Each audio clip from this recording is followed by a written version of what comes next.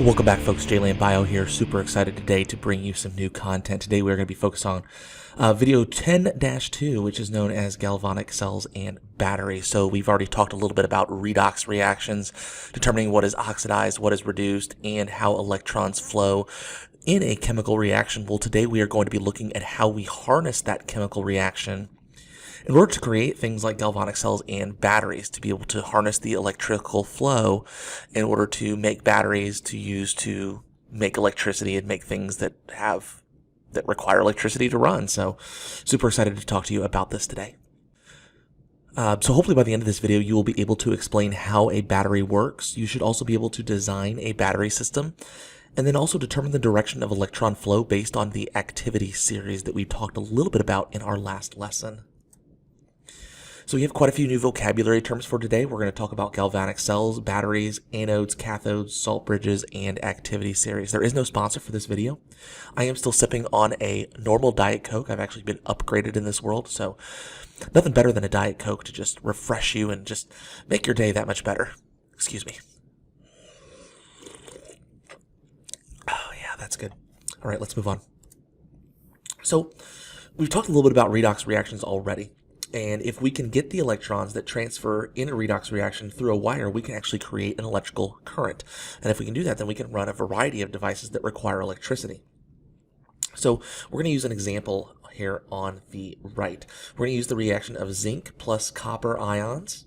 And copper ions are represented in the copper sulfate solution there. So you see I have a plate of zinc. I have some copper ions in solution with copper sulfate. And then, as you've seen previously, as the reaction takes place, copper is going to plate the zinc. And notice that zinc ions are actually formed in solution. You can tell this by the decrease in the blue color in solution. You know that copper ions are blue when they are placed in solution. And you notice that the copper ions are actually becoming a copper solid through that reaction. Now, in this instance, the electrons are being transferred from the zinc to the copper. The zinc having no charge and the copper having a charge of +2. So the electrons are transferred from zinc to copper, and as a result, copper forms a solid on the zinc plate, and zinc ions then end up being formed in the solution. So to accomplish this, there's a couple things we're going to take a look at here, and you can actually see this here on the right-hand side.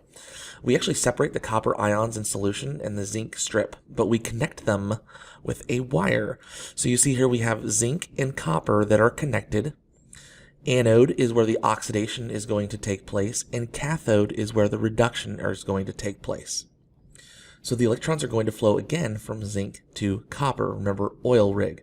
Oxidation is losing electrons, so the zinc will lose the electrons, and they will flow to the cathode, which is where reduction is going to take place, where the electrons are going to be gained.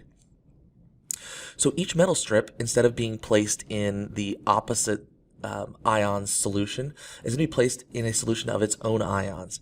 Now, in order for this to continue to flow, we actually use what's also called a salt bridge, and that's made of spectator ions to maintain a charge balance that kind of keeps the ions from switching sides. If the ions were to switch sides, then the electricity would not flow through the wire, but rather it would go from the zinc ions to the copper, or the zinc plate to the copper ions. So if the copper ions were to move to the left, per se, we would have zinc in copper ion solution, and then you would have the exact same process you saw in the first picture. They wouldn't flow through the water. The zinc would then go into the solution, and copper would plate the zinc metal. But that is not the case here because we have that salt bridge full of spectator ions. And typically there's also a piece of cotton that kind of plugs both ends, and that actually helps keep an electrical balance. So both metal strips actually act as electrodes here. Even though they aren't in direct contact with each other, the wire provides a pathway for the electrons to flow. So rather than the zinc giving its electrons to copper in solution, it gives them to the copper that is on the cathode. Now, as zinc ions form, because again, they are losing the electrons, the mass of the electrode decreases. So for the anode, the mass of that is going to decrease because as it loses electrons, it becomes ions in solution. The opposite's actually going to happen on the opposite side. The copper ions in solution are going to gain those electrons and then attach to the copper that is on the right-hand side. So the zinc is actually going to decrease the anode as more ions are formed in solution, and copper is actually going to increase because those ions end up becoming solid copper that is found on the cathode. the battery will continue to work until one of those reactants is completely used up. So it's actually quite an efficient tool. Now, any redox reaction can be made into a battery. Different elements provide different electrical potentials, and this is actually found on your activity sheet. You can actually see the electrical potential here. Dry cell batteries use zinc and manganese oxide as an example here. The positive electrode is known as the cathode, and the negative is known as the anode. You're probably really familiar with like positive and negative terminals on a car battery.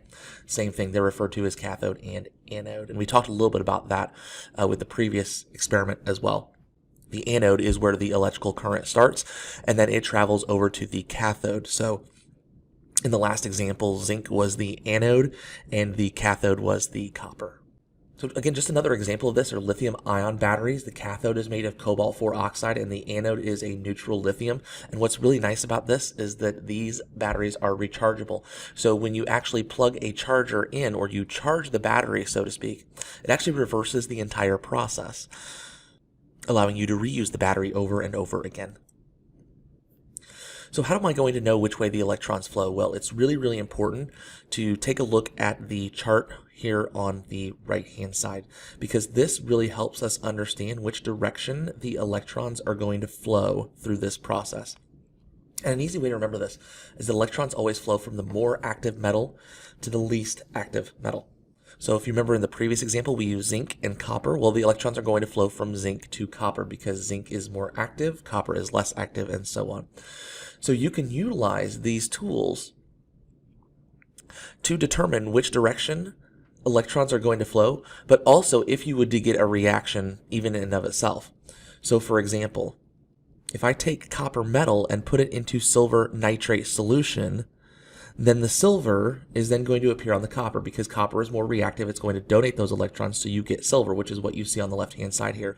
However, if I took a solid silver metal piece, for example, and put it into copper ion solutions, it would not react at all because silver is less reactive than copper, and so as a result, it will not react. So notice again that all of these are in the solid form. So the solid is always going to give its electrons to whatever is aqueous in solution, and in that instance, the solid has to be more active than the aqueous metal ions.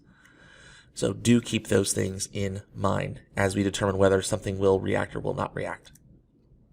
All right, so again, pretty straightforward here. There's not a really whole lot for you to make sure that you know here, but be sure you know how to design a battery system and determine the flow of electrons using the activity series. I would also make sure that you know anode and cathode as well. Appreciate your time, guys. Hope you have a great day, and we will talk to you later. Bye-bye.